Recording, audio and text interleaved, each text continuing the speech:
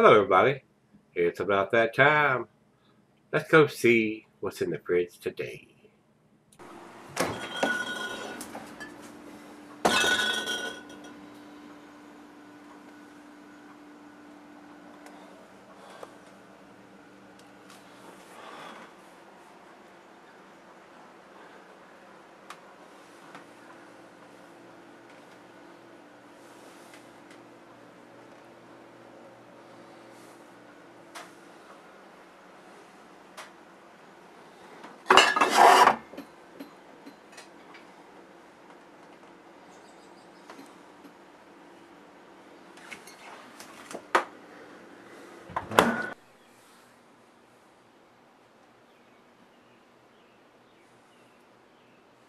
Hey, everybody. Thanks for stopping by Gregsbeerreviews today. Today's beer comes from Buxton Brewing. These guys are out of Buxton, England. This was sent to me by Mike. He sent me a beer barrel package about a month ago now. And I did the lower ABV beers, and now we're going to do this one, the Living End bourbon barrel aged version of this beer. And according to what I'm reading, they have done this before, and it was a lower ABV, like a 10.1. This is an 11%er. Big beer. A great beer for the final beer of the evening, which it is for me. So Mike, thanks a bunch. Thanks a ton for picking up. And this is the beer these guys over there are drinking. This is not an export version that they do. Some of the breweries do a different batch and lower or different ABVs to send over here. This is what these guys over there in the UK are drinking from this company. So and Buxton is well renowned over there for making awesome beers. And the letter that Mike sent here says that Buxton has been smashing out great beers for a few years now. So, so I don't know how long these guys have been producing beers, if they've only been doing it for a couple of years, 10 years, 15, 20 years, or even longer. I'm not sure here, guys. This is a treat for me because he spent his hard-earned money on buying these beers and the enormous fee to ship beers across the pond, and it is astronomical. It wouldn't surprise me he paid as much for shipping, if not close to, for what he paid for the beers to send them to me. So Mike, once again, my friend, my brother, I do appreciate you doing that. I mean, it's awesome that I have subscribers all over the world and that are willing to pay these enormous fees to ship beers from different countries other than the United States. United States, it ain't too bad. But once you start getting to other countries, they burn your ass up on shipping. So I'm glad to try this. I'm glad he was willing to spend his hard-earned money on buying the beer and the astronomical fee that they charge to send beers across the pond. So once again, Mike, thank you, sir. This is their Living End, which is a bourbon barrel aged imperial stout. Like I said, 11% on this version here. So I've got a feeling this is this year's edition of this beer, because they have done it before and it was a lower ABV, like a 10.1. So I've got a feeling this is the 2017 edition of this beer.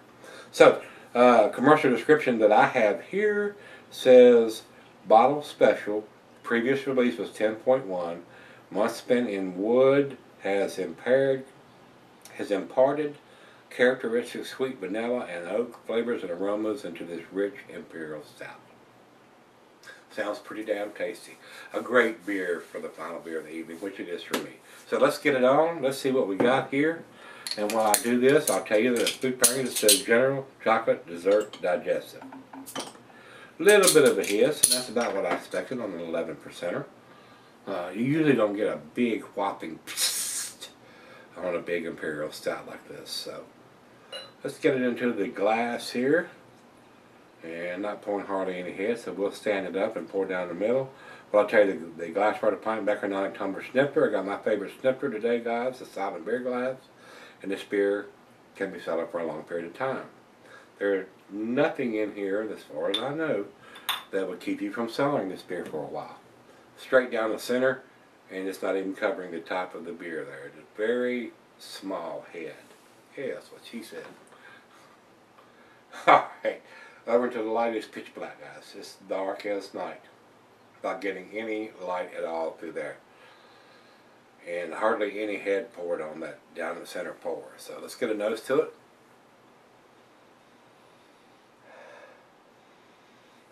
Very nice bourbon notes on this beer, guys. Big time bourbon notes. A little bit of booziness, 11%.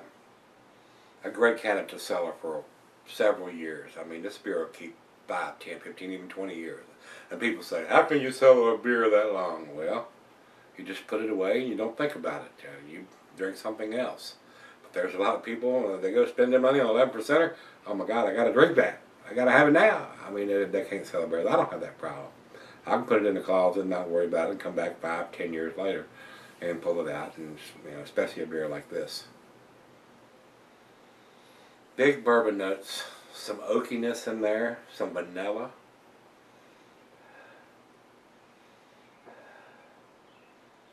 Caramel, toffee, rich roasted malt, hints of some dark fruit. Awesome smelling beer. Awesome smelling beer. But it does have a slight hint of some booziness, like I said. A great candidate cellar. But a lot of times that booziness will subside cellaring it, and sometimes it does not. You can sell this beer 5 years and it'll still smell the same as it does now. But that gives the beer a little time to combine and come together and mature. A lot of times it does change. So, not always, but sometimes it does. It smells pretty good. Let's dive in. Cheers, everybody. Cheers, Mike.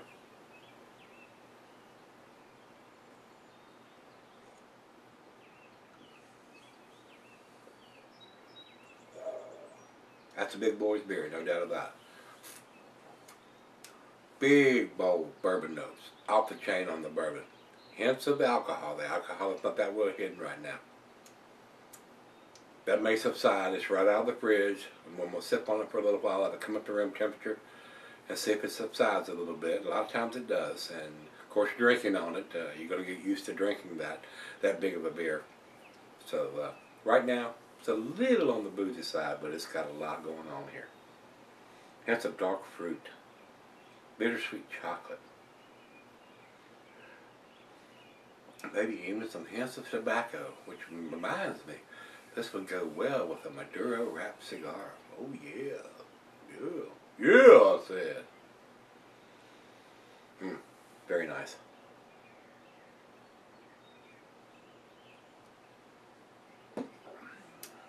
Wow, that is freaking delicious. It is awesome. This would not be your first beer of the day if you plan on drinking anything after that. If you're going to have one and done,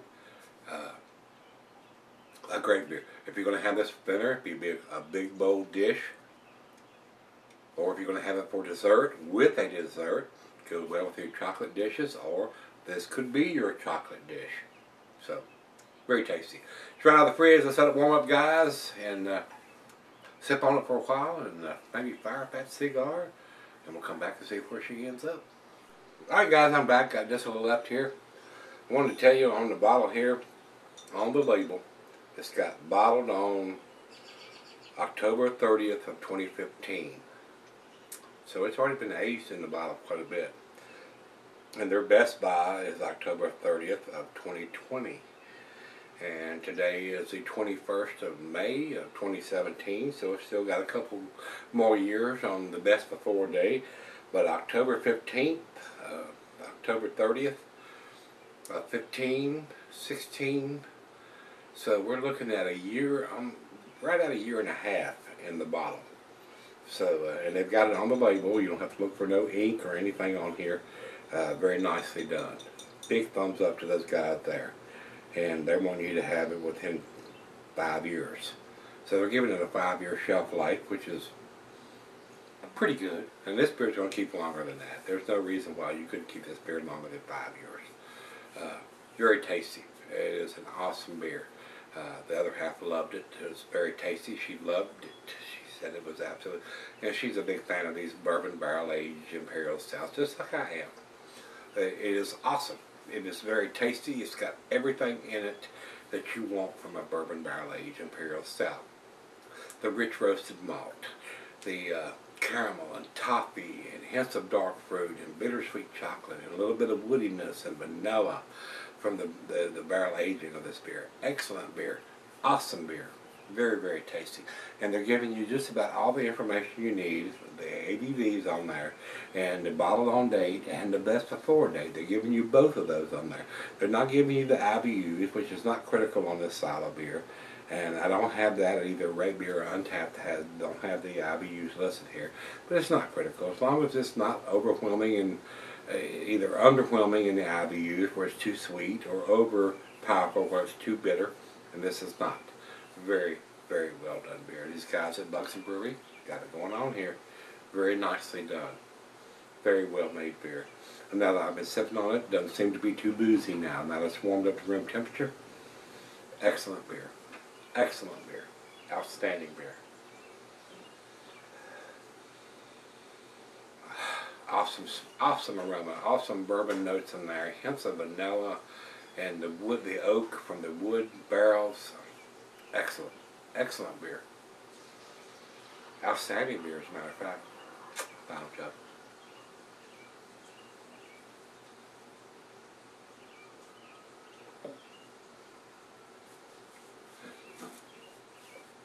Would I buy this beer? Abso-freaking-lutely. Absolutely I would buy this beer. Especially it's written on the label, not on the bottle, where you got to hunt and seek and find. And it's written on the label. When they put it in the bottle, when they want you to have about a 5-year shelf life, and that's minimal. Like I said, this beer's going to keep for a lot longer than that. So, yeah. The best buy, or best before date is what they say. Technically, in my opinion, is irrelevant. They're giving you the information they think they want you to have it in that 5-year period, but it's going to keep longer than that. It will. There's nothing in this beer that will keep you selling it for 5, 10, or longer. It's awesome. It's awesome. Very well. Like I said, I would buy this beer, and if I was over there in the UK, I would buy this beer. This is an excellent, excellent example of what a bourbon barrel aged imperial stout should be. Very, very nice. Mike, once again, my brother, I do appreciate you sending this to me. This was a lot better than the Yellow Belly, and I hate to say that because I know a lot of people think that beer is awesome. Evidently, I got a bad bottle, my brother. The diacetyl in that beer was just off the chain. It was probably the heaviest diacetyl beer I've ever had. But this one, spot on. 2 thumbs up on this particular beer here from Buxton Brewing. It's awesome. It's a 10 beer for me, guys. It's a 100. So let's run over to Beer Advocate and see what they say. 87.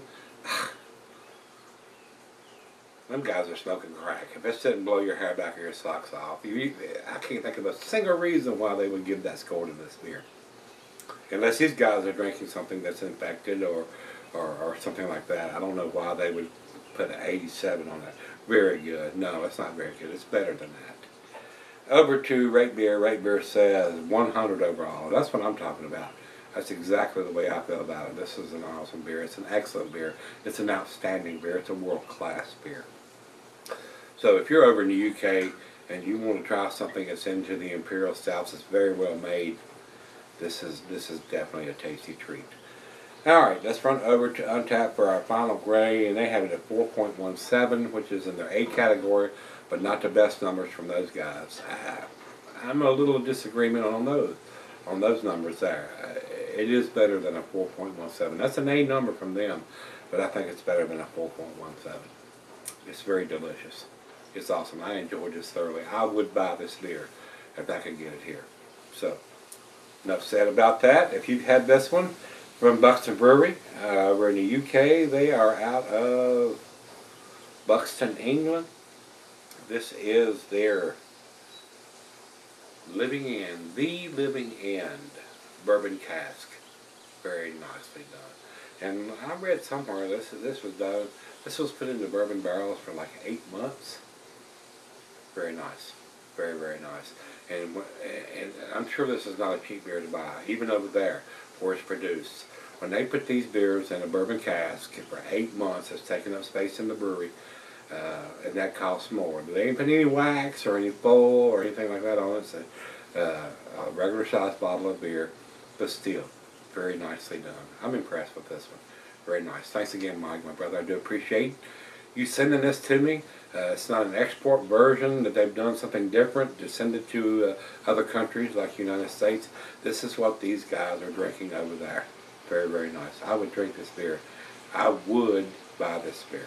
So, if you've had this one from them, they're living in bourbon barrel aged version at 11%. The 2017 edition, I'm sure.